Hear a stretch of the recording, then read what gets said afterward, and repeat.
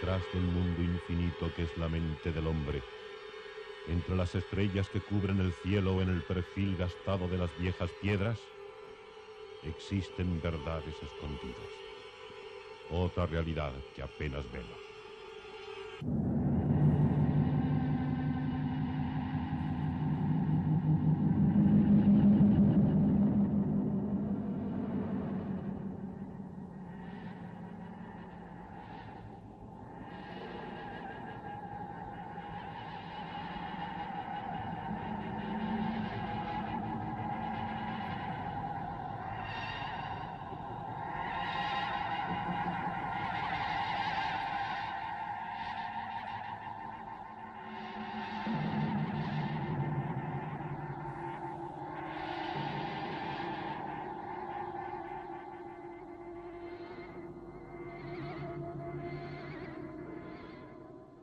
Buenas noches.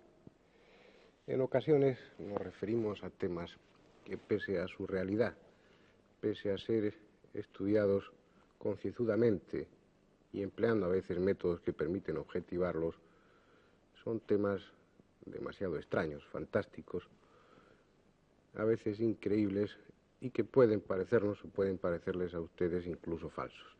No es de extrañar, pues, que algún escritor oportunista y mal informado pueda acusarnos de deformar la realidad. Realmente hay veces que los temas son demasiado extraños.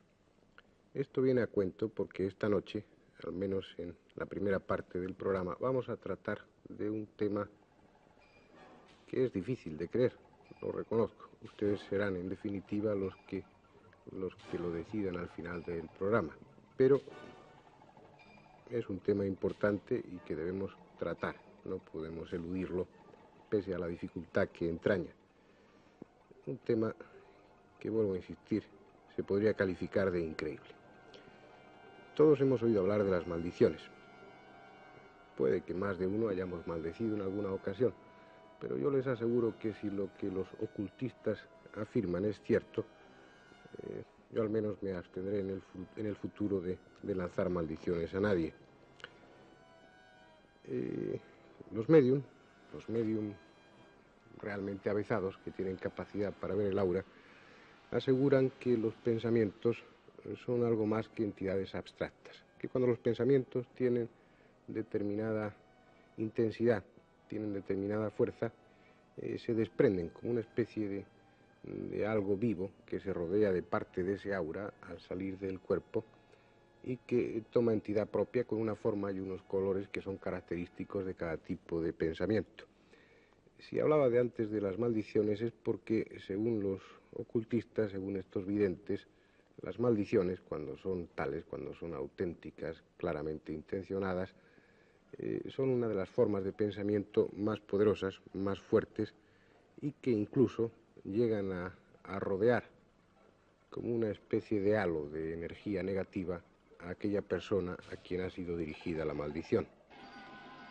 Por el contrario, aseguran los ocultistas, si la persona tiene pensamientos elevados, pensamientos nada egoístas, pensamientos puros, estos acaban formando una especie de envoltura protectora que defiende al sujeto de las influencias negativas. Si hablamos de forma de pensamiento, debiéramos de hablar realmente de forma y color del pensamiento, puesto que tan importante como la forma o más es el color que estos pensamientos, que esta forma de pensamiento tenga. Si ustedes recuerdan, cuando se habla del aura, lo que se destaca es la importancia de este color, no solamente la extensión energética, la extensión del aura, sino el color que define muchas sensaciones y muchos estados de ánimo. Y si ustedes recuerdan que el aura se pudo objetivar gracias a la máquina Kirlian, merced a esa prueba objetiva con la máquina Kirlian, hemos podido comprobar que el color viene a indicar de una forma clara el estado de salud o enfermedad del sujeto y sobre todo su estado de ánimo. Los videntes refieren los distintos colores asociados a estas formas de pensamiento según la calidad de estos pensamientos. Así, por ejemplo, cuando los pensamientos son violentos, el color es un color pardo o anaranjado en ocasiones. Si los sentimientos son tristes, el color que suele rodear estos pensamientos es un color azul grisáceo, azul sucio. tirando a gris. Si es un amor desinteresado, suelen tener un color rosa. Si son sentimientos muy espirituales, suelen tener un color azul intenso, azul brillante. Es decir, unos colores que nosotros espontáneamente, las personas normales sin esta capacidad, asociamos a distintos sentimientos, a distintos estados de ánimo. Generalmente cuando hablamos del, hablamos del color rojo, lo asociamos en nuestros cuadros a la violencia, o empleamos los tintes grises para describir la depresión, o empleamos el color azul para distinguir, para definir aquellos estados de espiritualidad. El caso es que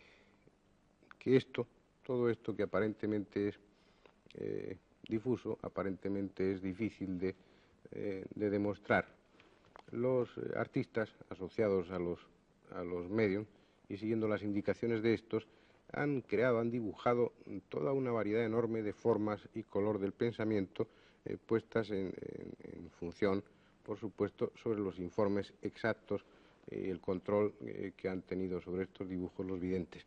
Vamos a ver una serie de dibujos de este tipo que evidencian algunos de los estados típicos de espiritualidad, algunos de los estados típicos de formas de pensamiento. Por ejemplo, este es el que, según los videntes, está asociado al amor egoísta. Es de un resplandor rojizo y esos ganchos son como una señal de concupiscencia, una señal de lascivia. En este otro es una devoción poco definida, igual que poco definido es el dibujo. Tiene un color azul, una especie de nube, y es una señal de espiritualidad. Si el impulso de devoción es intenso, está dirigido, es una devoción dirigida, elevada, toma también la coloración azul, pero toma esta forma cónica, esta forma de punta de flecha. Y cuando este impulso de devoción anterior es intenso, se obtiene una respuesta, según los videntes, en forma de energía positiva que acude en dirección contraria, pues, a la flecha, al cono de la devoción. Este es el desarrollo de una forma de pensamiento.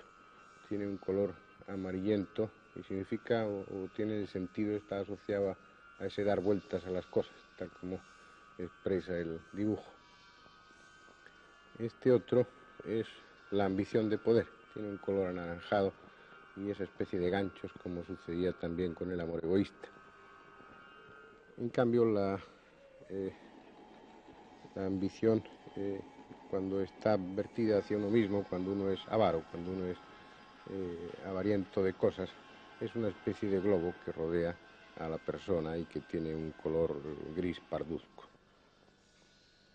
La cólera, en cambio, la cólera explosiva, es como, según los videntes, se ve como una especie de rayo, como una especie de descarga de color rojo. Esto no es realmente odio, sino una violenta explosión de disgusto. Tiene un color anaranjado en esa especie de relámpagos que aparecen ahí. Esta es de color verde terroso y es un pensamiento de celos un tanto enfermizo, pensamiento de celos paranoide, podríamos llamar. Aquí los celos se han asociado a la cólera. Es un pensamiento de celos coléricos que tiene un color verde brillante con esos relámpagos que aparecen ahí. Esta, muy sugestiva, es la forma de pensamiento, según los videntes, que corresponde a un espanto súbito, a una contrariedad repentina. Tiene un color grisáceo en esa especie de medias lunas. Por último, y solamente como muestra de lo que puede llegar a complicarse una forma de pensamiento, este sería el que corresponde a los pensamientos que sugiere la contemplación de un cuadro. En este caso era un cuadro de motivos religiosos. Bien, se puede o no se puede creer, pero mientras lo deciden, tengan en cuenta que de su opinión depende la reputación de una serie de médium, de videntes, tenidos por honestos dentro de su medio, dentro de su profesión, y que se están jugando realmente el prestigio al decir esta serie de cosas. Pero si ustedes me lo permiten, vamos a complicar un poco más todo esto. Ya no van a ser dibujos, vamos a empezar ya a contar con testimonios objetivos. Vamos a empezar a meter la fotografía por medio.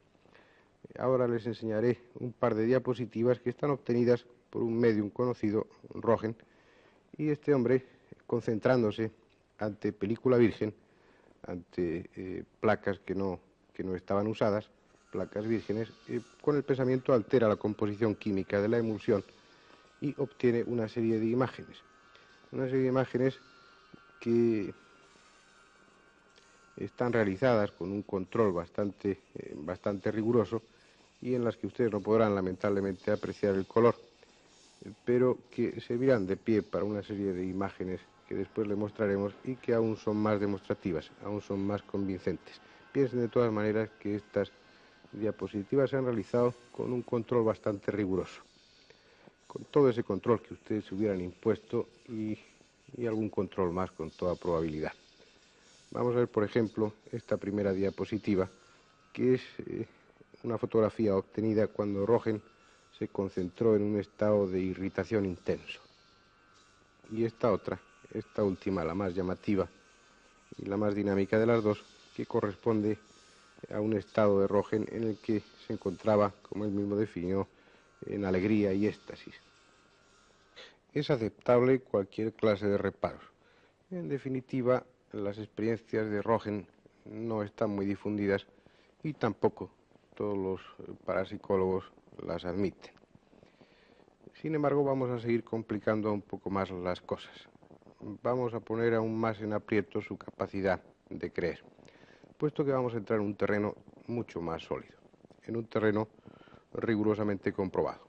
Vamos a hablar del caso de test serios que ha sido estudiado exhaustivamente, que ha sido perfectamente analizado, sobre todo por el profesor Milan Riz y por el doctor Eisenbud, que es catedrático de psiquiatría en la Universidad de Denver, en Colorado, y que lo han estudiado en condiciones ideales, es decir, en las condiciones que ellos marcaron y no en las que hubiera podido marcar el propio test serios. Se empleaba para estas experiencias las máquinas Polaroid, que como ustedes saben permiten obtener en pocos segundos el positivo ya y ver realmente si la experiencia ha tenido resultado o no ha tenido resultado. Estos experimentos requerían una larga concentración por parte de test serios, en un principio durante horas, incluso los resultados eran negativos o muy pobres, unas veces puesto que él se colocaba frente a la cámara y en un momento determinado de concentración daba la orden para que se apretara el disparador. En ocasiones aparecía lo que estaba frente al objetivo, que era la cara o el ojo de test serios. En otras ocasiones aparecían los clichés en negro, pero poco a poco, a lo largo de la serie de experiencias realizadas, fueron apareciendo unas imágenes cada vez más concretas, cada vez más definidas, hasta llegar a obtenerse una imagen totalmente nítida de lo que se le había sugerido a test serios que pensase. Esta serie de fotografías fueron obtenidas durante un experimento que se realizó con el asesoramiento del profesor Eisenbud y que afortunadamente fueron filmadas en una película. Nosotros vamos a ofrecerles esta película por lo que tiene de demostrativa y porque en muchos sentidos es un documento que podría calificarse de excepcional. Véanla ustedes.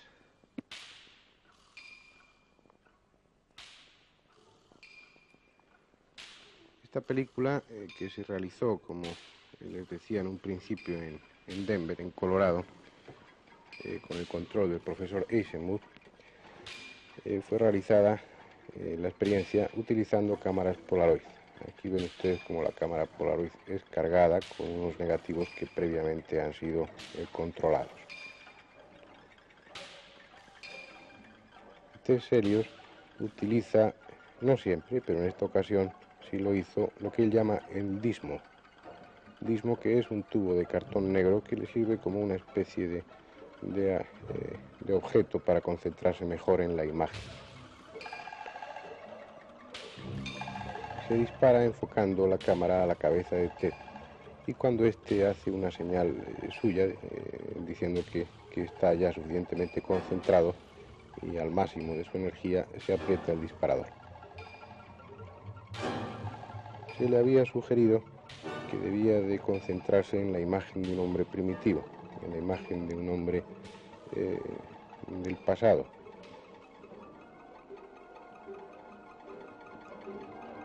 En un principio, las imágenes que aparecían en las fotografías eran imágenes confusas, otras aparecían totalmente en negro.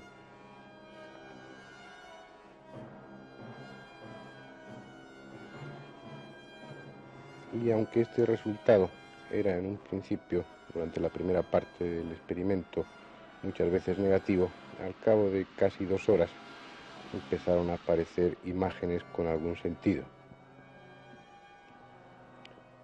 Unas imágenes cada vez más definidas, hasta que finalmente se obtuvo una fotografía totalmente nítida, totalmente clara.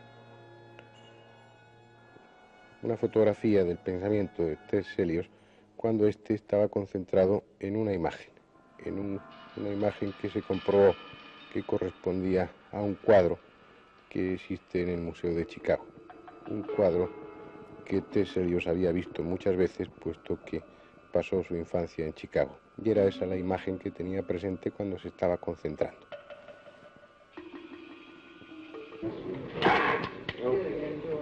Esta es la imagen obtenida cuando a Ted se le sugirió que se concentrase en 2 torres que él conocía bien, un edificio con 2 torres que ven ustedes en la fotografía.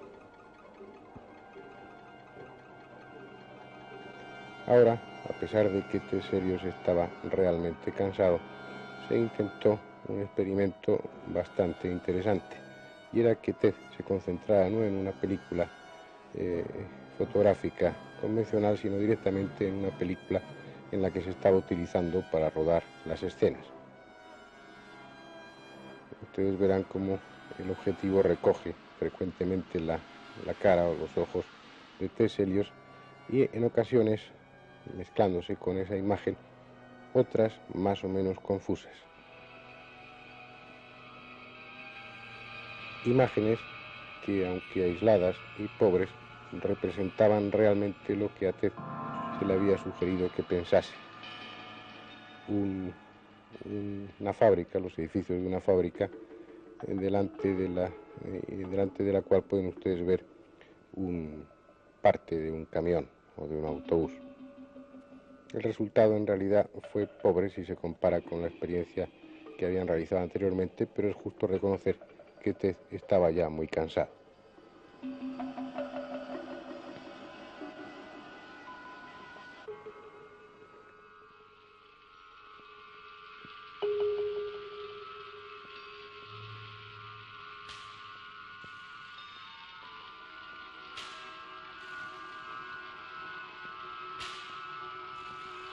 Les insisto en que estas experiencias han sido controladas con todo rigor. Al decir todo rigor, debe quedar bien claro que no había en ningún momento posibilidad de fraude de ningún tipo. Al ser estas cosas así, al haber obtenido testimonios totalmente objetivos, demostrativos, claros, rotundos, sobre un hecho aparentemente tan difícil de creer, podemos sacar 2 claras conclusiones. De un lado, que realmente no tenemos ni idea de cuál es la capacidad que tiene nuestra mente, la capacidad de nuestro cerebro entrando ya en el terreno de lo paranormal. Habría que empezar a admitir muchas cosas. Y la segunda conclusión es que aquello que planteamos al principio tiene muchas posibilidades de ser cierto. Aquello que dicen los videntes tiene muchas posibilidades, como hemos visto por estos testimonios objetivos, de ser real, de ser auténtico. Así pues, pienso que ya va siendo hora, va llegando el momento de que aquello que los ocultistas dicen sea estudiado seriamente, con todo rigor, porque puede suceder que los ocultistas estén diciendo en gran parte la verdad.